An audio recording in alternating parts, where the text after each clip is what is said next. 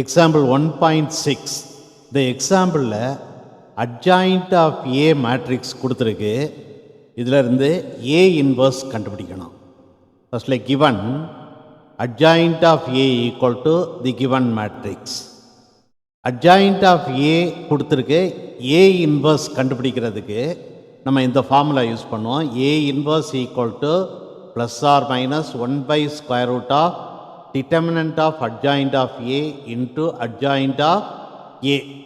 So firstல நம்ம வந்து determinant of adjoint of A கண்டுபிடிப்போம். Determinant of adjoint of A equal to determinant of the above matrix. இந்த determinant first row வழியா expand பண்ணுவோம். minus 1 into 1 into 1 1 minus 2 into 2 4 minus 2 into 1 into 1 1 minus 2 into 2 4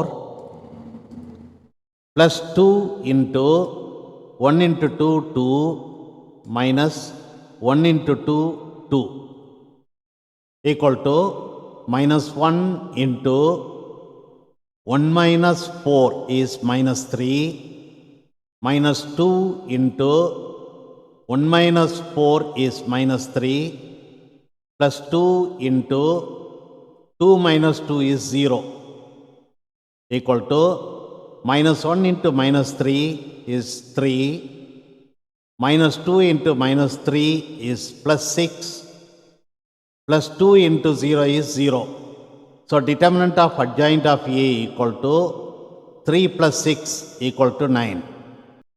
அடுத்தது adjoint of A மேட்ரிக்ஸ்லேருந்து A inverse கண்டுபிடிக்கிறதுக்கு இந்த formula use பண்ணோம். A inverse equal to plus or minus 1 by square root of determinant of adjoint of A into adjoint of A. இங்கே வந்து known values-ஐ substitute பண்ணுவோம். equal to plus or minus 1 by square root of determinant of adjoint of A is 9. So square root of 9 into adjoint of A matrix-ஐ substitute பண்ணுவோம். A inverse equal to plus or minus 1 by square root of 9 is 3. So 1 by 3 into the matrix minus 1 2 2 1 1 2 2 2 1.